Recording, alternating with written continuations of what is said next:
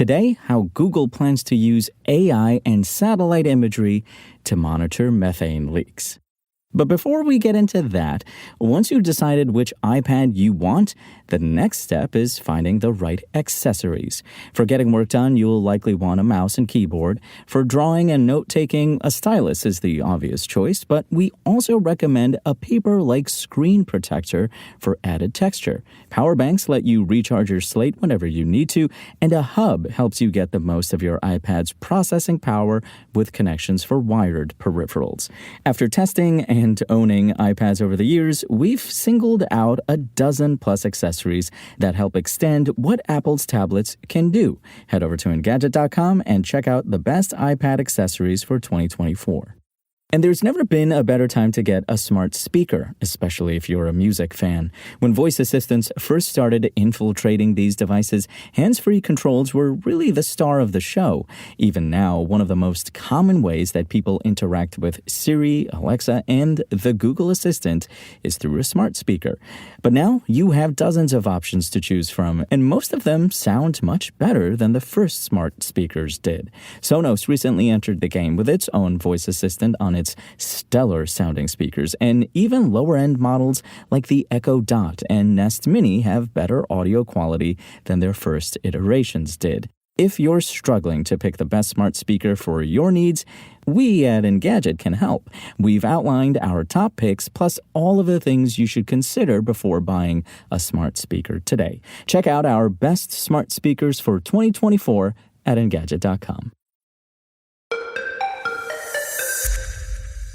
While carbon dioxide gets the lion's share of attention when it comes to global warming, there are other factors at play. Methane is responsible for about 30% of the rise in global temperatures since the Industrial Revolution, according to the International Energy Agency.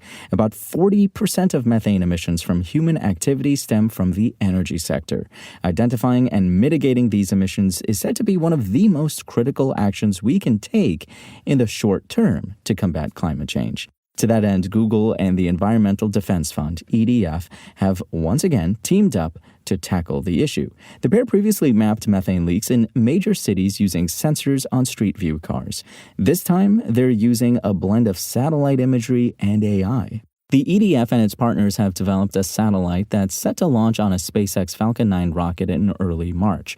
While there have been other satellite-based monitoring efforts, MethaneSat is slated to provide the most comprehensive picture yet of methane emissions across the planet. The satellite will orbit the Earth 15 times a day at an altitude of over 350 miles and focus on measuring methane levels in the top oil and gas-producing regions.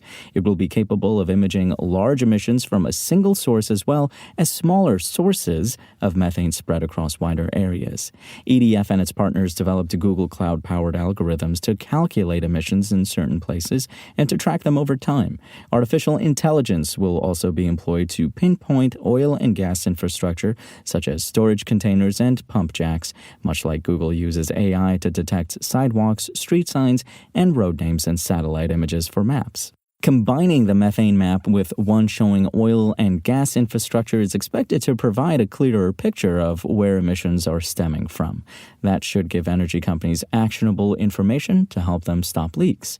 Insights from the project will be publicly available on the satellite's website and Google Earth Engine later this year. By making MethaneSat datasets available on Earth Engine, which has over 100,000 monthly active users, it's easier for users to detect trends and understand correlations between human activities and environmental impact. Yael McGuire, Google's vice president and general manager of Geo Developer and Sustainability, wrote in a blog post. Earth Engine users will be able to match the methane data against other maps, such as those showing forests, regional borders, and water. They'll also be able to view methane emissions over time.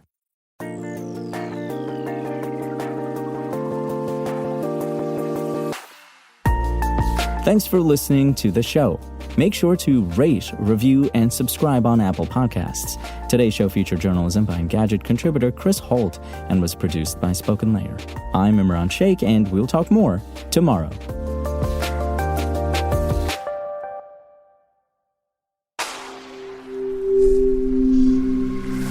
Spoken Layer.